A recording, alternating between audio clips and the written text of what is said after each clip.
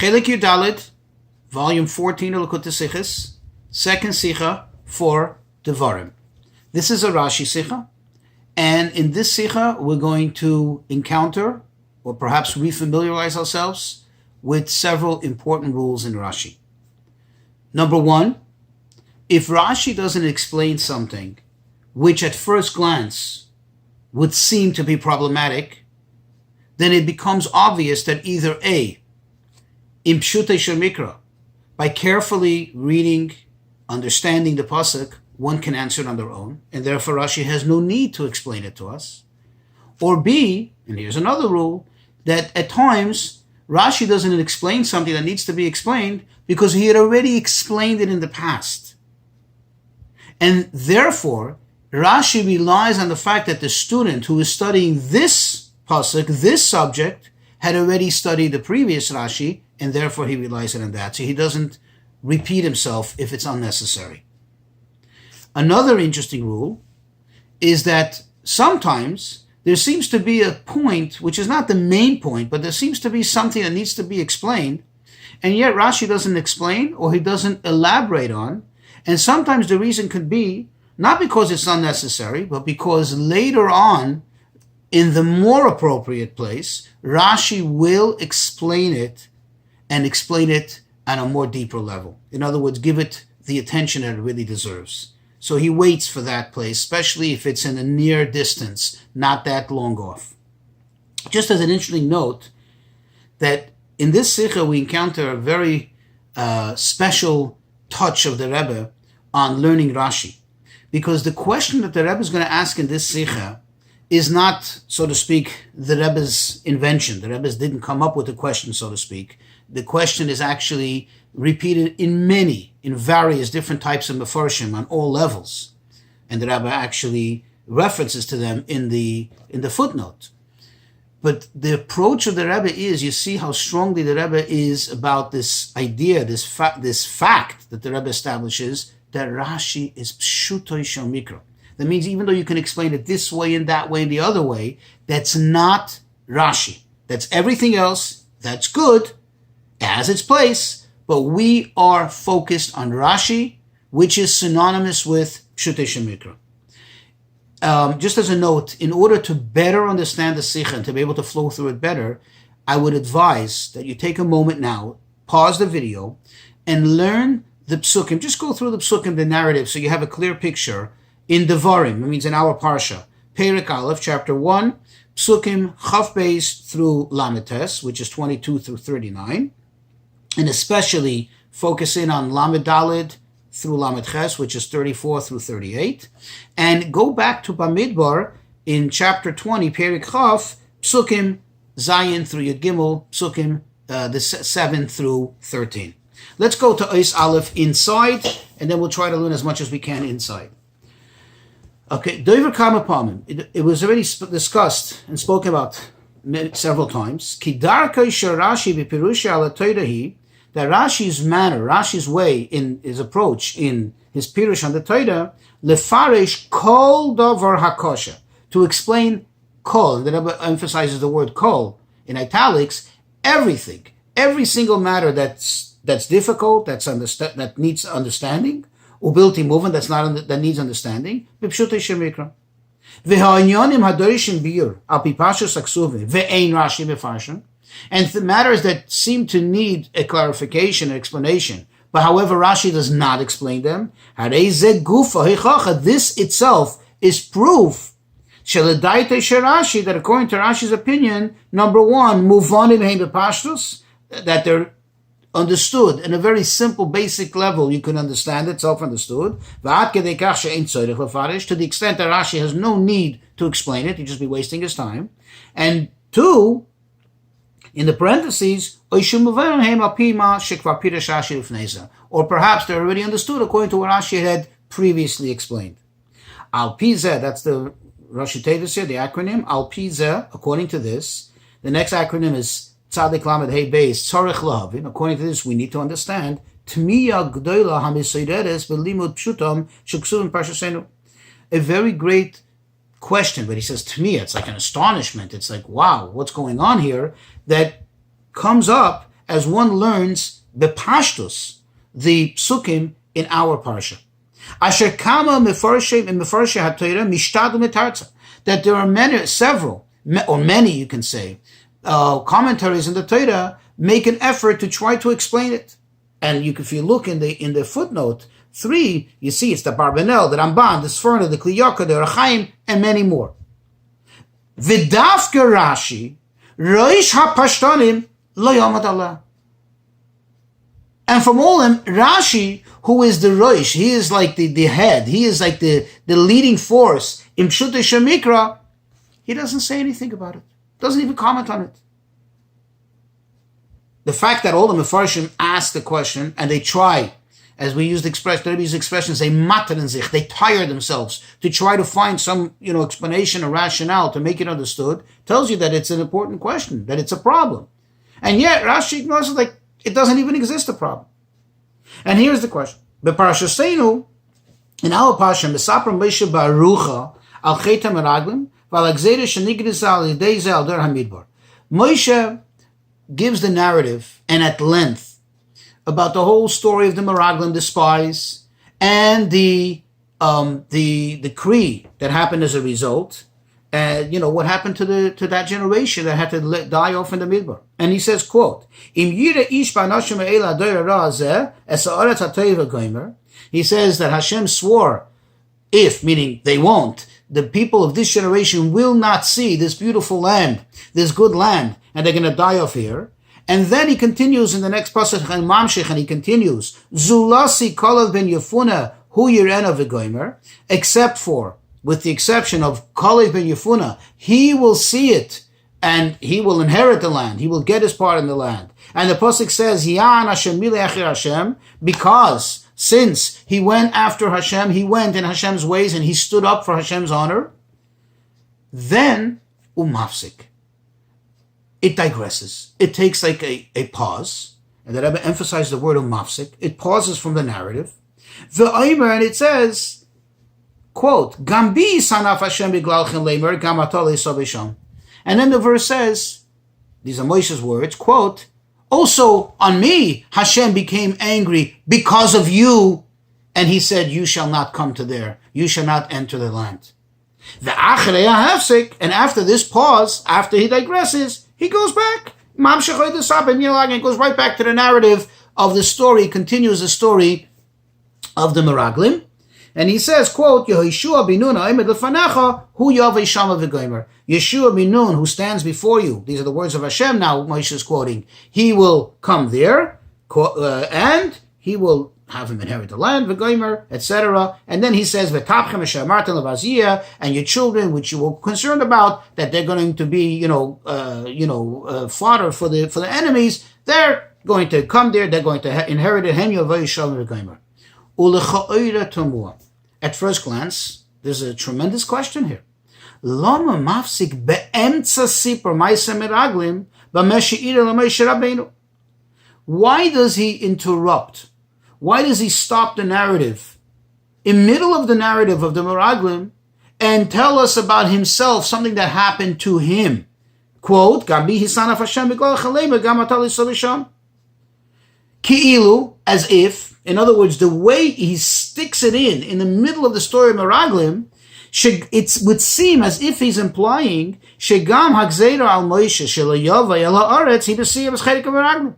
That also the punishment that was imposed on Moshe that he cannot come to the land has some connection to the story of the Meraglim, because he's interjecting into the story of the Meraglim, into the decree, into Hashem's word, what's going to happen to the people of that generation, that they're going to die off, and that Kalev is going to go, but not him. He seems to insert it in a way that seems to give off the impression that it has some connection.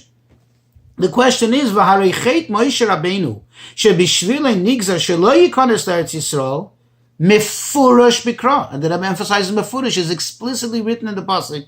The reason why it was decreed upon Moshe, and likewise Aaron, that he cannot go into Eretz Yisrael, which is shu chet mei meriva. This is the sin of the mei meriva when they hit the stone in the waters of Meriva.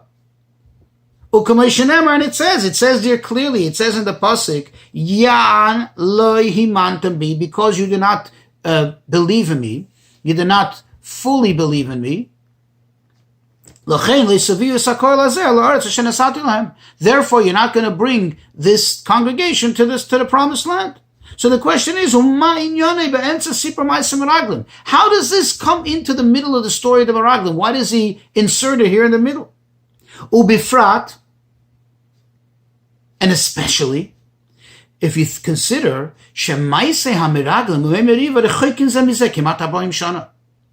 that if you think about it chronologically in time, the story of the Meraglim that he is telling them about now, and the story of hitting the stone, it happened in a distance of about 40-year span. How does one come to the other? They're distant from one another like 40 years. That the story, the Meraglim, were very close to when they left Mitzrayim, true, a year later, and that's when he says in parentheses, Hashem decreed 1 day per year, 1 day that the Meraglim were out there scouting, and that amounted to a year of the punishment, and that's why it was a total of 40 years. Hashem kind of counted the first year, he calculated in the punishment. The story of Meriva happened when? Towards the end of the 40 years, Miriam had already passed away. That's why they had the problem with the rock. They didn't have the water. And that's when he hit it, which is Karav. Let's see, this is close to the end of the 40 years. Vihine. Haramban mitaret shemoishe hiske kan chet mei meriva ki rotze lahaske yachad oinish kol animnoim me'aver el haaretz ki hakul bigormas aveniseim v'chulu. That Moshe said it, the reason why he inserted it, that Ramban comes up with an interesting answer, that since Moshe wanted to give them, describe to them all the preventers, all the matters, all the agents that held back those, whoever those were, whether it was the people or Moshe himself, for not being able to go into Eretz Yisrael. So he kind of throws it in because it's related, and that seems to be the connection according to the Ramban, because they couldn't go into Eretz Yisrael, they'd already died off. I too, as I speak to you now, says Moshe, I'm not going into Eretz Yisrael because I'm going to pass away here because of another sin, but it's connected because it has a commonality. It's like a common thread. These are the things that hold back the individual from going to Eretz Yisrael, or the collective individuals, which is the community, the crowd, the people. The Rebbe says it's a nice answer, but the Rebbe emphasizes the word pshutai.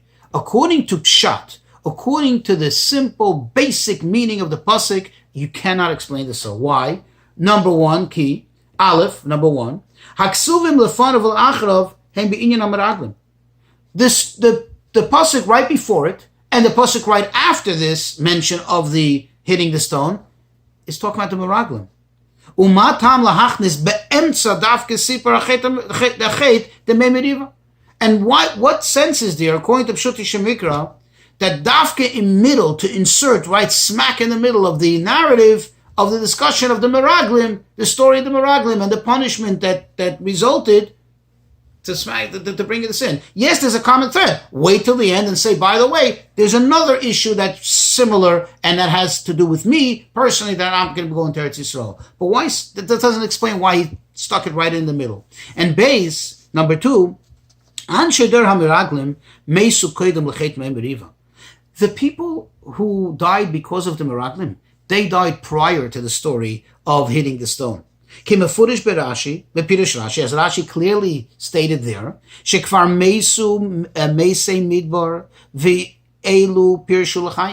that the people who were supposed to die in the Midbar had already died. And all these that are here were designated to live, and they're going into Eretz Yisrael. And according to this, it's really difficult to understand what he said, quote, that you said, let's send people, meaning that he's speaking to them, not about the people in the past, but if you're going to explain it, that he connected the two, so he's speaking to them, he's telling them something about them, and that is evident from the fact that he continues in this pasuk, Bi hisan of Hashem biglalchem, when he says Hashem got angry at me because of you. So if the because of you in this pasuk is you, those present in front of him, those who are going to go into Eretz Yisrael, those who are designated for life, then you have to go back to the beginning of the narrative where he says, quote, I sent the Meraglim because you asked for it, that he's also speaking to them present. In the same discussion, you don't speak to, as people as third party, and then the same word, the same type of word to mean them.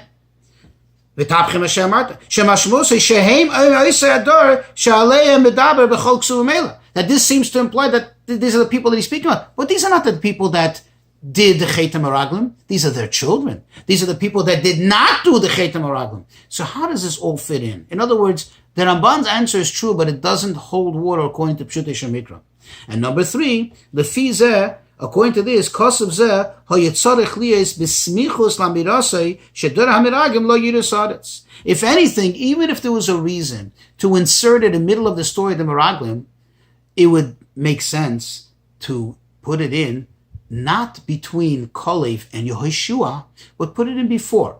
When he says that, listen, Hashem decreed that those people are not going to go into Eretz Yisrael, that's when he should have said, oh, by the way, also I am not going in because of you or because whatever sin.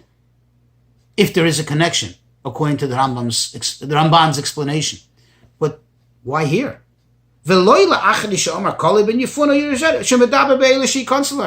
not put it in after he already mentions those who will be going into Yisrael, namely Kalev, then jump and say, by the way, I'm not. It's like he's going back to those who are not going in. In other words, if the Rambam was correct, according to Pshutei Shemikra, he should have compartmentalized it. He should have first spoken about those who are not going in, and then those who are going in, namely Kalev, Yeshua, and those that he's speaking to. But he doesn't do that. He seems to be jumping back and forth. There's got to be a better explanation according to Pshutei Shemikra. So the next few ICs, the next few chapters, we'll try to paraphrase. And that we'll do it as follows. Let's go through chapter 2. The Rebbe says that there are those Mefarshim that they try to explain that what did Moshe Rabbeinu mean when he said, quote, Hashem also got angry at me because of you, that Moshe was saying that because of you, he's talking about those people that had initiated the whole story of the Meraglim. That's the you that he's talking about. And what Moshe is implying is that you know why I'm not going into Eretz Yisrael? Because it was decreed upon them. Because of the terrible sin that they did with the Chet HaMeraglim. Well, I was part of it too. Not because of my own doing. I was kind of schlepped into it against my better judgment. But unfortunately, I had a part in it, and therefore, I was also getting the brunt of it. I was getting punished alongside them. That's what some Mefarshim, that's what some Mefarshim try to explain.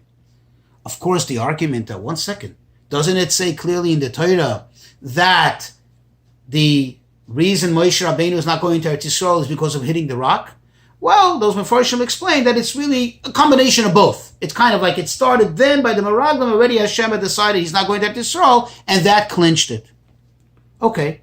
Nice explanation, says the Rebbe, but that's not Pshutei Shemikra, certainly not according to Rashi, because Rashi emphatically had stated that the only reason that Moshe Rabbeinu did not go into Eretz Yisrael was only because of this. Rashi uses the expression "Sheloi hoisa bahem elazu," that the Torah makes a point to emphasize and to highlight that there wasn't anything in them, meaning there was no other sin in Moshe and Aaron other than this sin, meaning namely the sin of the hitting of the rock.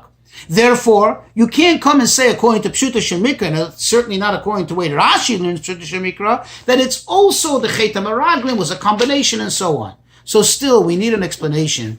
What is going on over here? What is happening? So the Rebbe says, we can try to answer it in the following manner. We can try to say that perhaps the reason the reason why Moshe inserts the sin of hitting of the rock together with Chet HaMeraglim is just to highlight, to emphasize perhaps, that both of them are equally severe. In other words, really it doesn't belong here. Really he shouldn't have mentioned it here. Has no place here. But he wants to show us that the severity of hitting the rock was the same, is as severe a sin as going back almost 40 years, 39 and something years ago, when they did the Chet HaMeraglim. Says the Rebbe, that is also not a good answer. Although we do find sometimes that the Torah brings two distinctively different things, but it brings them together in order to point out that they have a commonality in terms of their severity, that they are importance. For example, when we said, why did it speak about the passing of Miriam near Paraduma? One had nothing to do, the other happened in two separate times. So Rashi says to tell us that just like the Paraduma is Mechaper, the passing of Tzaddikim is Mechaper, and so on. There's other examples that Rebbe brings in the Sicha. That's a very good explanation, but that cannot be the answer here. Why? Because in this particular case, we do not need the Torah to point out, certainly not to have to emphasize this, that the hitting of the rock was a terrible sin. That it's way up there, that it's a severe thing. You know why? Because it's obvious. Look at the story. It was a Chilul Hashem. It was done in front of everyone. It was done in front of everyone. It was something that was out there in the public. And that's, by the way, the reason that Rashi brings that Hashem got upset with them. Because it was obviously an affront to Hashem. And number two, if that's what it was referring to, if it's referring to specifically the severity of the sin, mention the sin. Don't just say it, in blind words, in camouflaged words. Also, me, Hashem, got angry because of you. Because of what? So the Rebbe comes to the conclusion, and this is chapter 4, that here's the way we have to look at the whole thing, and it will make all sense according to Pshuta Shemikra, and therefore we'll also understand why Rashi did not say anything. What was Moshe telling them? He was reminding them about this terrible sin. Now, certainly all these people heard about it. They heard it from the parents. They've seen their parents pass away. They know what happened. But he's reminding them like he's reminding them about everything else that took place. And he tells them, look, those people Hashem decreed will not be going into Eretz Yisrael except for two individuals who not only were, complicit because they existed at the time and they were part of the complainers. They were one of the key players. They played a role in the whole sin, namely Kalev and Yeshua. They were part of the 12 Meraglim. So the two of them are going to Eretz Yisrael. And the two of them are going to get their part in Eretz Yisrael. But here comes something interesting. Kalev is going into Eretz Yisrael. Yeshua is not only going into Eretz Yisrael, he's also going to lead them into Eretz Yisrael. He's also going to be Moshe's successor. So it's not just these two are going to Eretz Yisrael. It's this one is going into Eretz Yisrael, and this second one is going in on a whole totally different level. And this is why Moshe has to put in what's called a Maimer HaMuzgar, a parenthetical explanation or clarification. That, by the way, the reason why the next party, the next individual that I'm going to mention, why he's not only going in, but he's going to be different, the reason why he stands out, is not because of the Chet HaMeraglim per se, not because of this sin per se, rather because of something else. But the reason why Moshe is saying it here is to explain. It's kind of preface what he's going to say about Yeshua. That not only is he going into Eretz Yisrael, but he's also going to be the leader. And for that, what does he say?